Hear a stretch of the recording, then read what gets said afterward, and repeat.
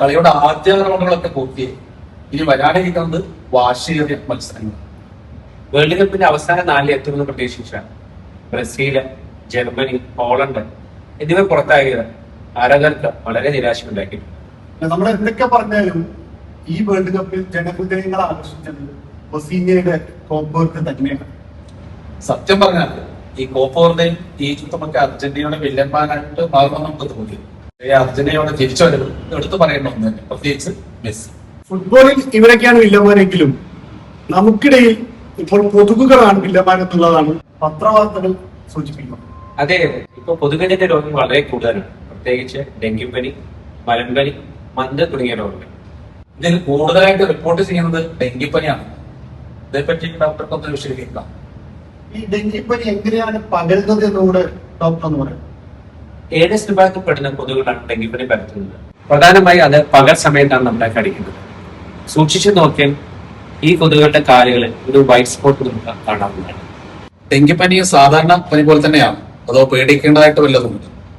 ഡെങ്കിപ്പനി സാധാരണ പനിയേക്കാൾ അസഹ്യമായ ശരീരവേദന ഉണ്ടാകും. ഏകദേശം എല്ല് പൊളിയുന്ന പോലത്തെ ഒരു വേദനയാണ് നമുക്ക് ഉണ്ടാവാറുള്ളത്. അതുപോലെ തന്നെ നല്ല തലവേദനയും ഉണ്ടാകും. ഡെങ്കിപ്പനിയുടെ ഭാഗമായിട്ട് നമ്മുടെ ശരീരത്തിലെ രക്തകോശങ്ങളിലെ പ്ലേറ്റ്ലെറ്റുകൾ കുറയുന്നതിന്റെ ഭാഗമായിട്ട് ഡെങ്കു ഹെമറാജിക് ഫീവർ എന്ന് പറയുന്ന സങ്കീർണാവസ്ഥ ഉണ്ടാകും. അതുപോലെ തന്നെ BP കുറയുന്നതിന്റെ ഭാഗമായിട്ട് ഡെങ്കു ഷോക്ക് സിൻഡ്രോം എന്ന് പറയുന്ന സങ്കീർണാവസ്ഥയും ഉണ്ടാവാറുണ്ട്. ഡെങ്കിപ്പനി ഒരിക്കൽ വന്ന ഒരാൾക്ക് വീണ്ടും വരാനുള്ള സാധ്യത എത്രത്തോളം? കൊതുക് വളരുന്ന സ്രോതസ്സുകൾ വീണ്ടും ഉണ്ടെങ്കിൽ ഡെങ്കിപ്പനി വീണ്ടും വരാനുള്ള സാധ്യതയുണ്ട്. അതുപോലെ തന്നെ നേരത്തെ പറഞ്ഞ ഈ സങ്കീർണ അവസ്ഥകൾ വീണ്ടും ഡെങ്കിപ്പനി വരുന്ന ആളുകൾക്ക് കൂടുതലായിട്ട് കാണാറുണ്ട്. ഇതിന്റെ ചികിത്സ എന്തൊക്കെയാണ്? വിശ്രമമാണ് ഡെങ്കിപ്പനിക്ക് ഏറ്റവും ആവശ്യം. നന്നായി വെള്ളം കുടിക്കുക, സമീകൃതമായ ആഹാരങ്ങൾ കഴിക്കുക, ഫ്രൂട്ട്സ് നന്നായി കഴിക്കുക. BP കുറയുകയാണെങ്കിൽ BP നിലനിർത്താനായിട്ട് IV ഫ്ലൂയിഡ് തെറാപ്പികൾ നമുക്ക് കൊടുക്കേണ്ടതായിട്ടുണ്ട്. പ്ലേറ്റ്ലെറ്റുകൾ കുറയുന്നതിന്റെ ഭാഗമായിട്ട് പ്ലേറ്റ്ലെറ്റ് റിച്ച് പ്ലാസ്മ അല്ലെങ്കിൽ പ്ലേറ്റ്ലെറ്റ് കോൺസെൻട്രേറ്റ് എന്നിവ നൽകാറുണ്ട്.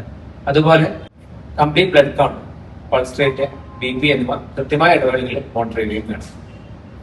ഡെങ്കിപ്പനി വരാതിരിക്കാൻ നമ്മൾ എന്തൊക്കെയാണ് ശ്രദ്ധിക്കുന്നത്? കൊതുക് പെരുകുന്ന സ്രോതസ്സുകൾ, അതായത് ഉറവിടങ്ങൾ നശിപ്പിക്കുക എന്നതാണ് ഡെങ്കു പ്രതിരോധിക്കാനുള്ള ഏറ്റവും നല്ല മാർഗങ്ങൾ.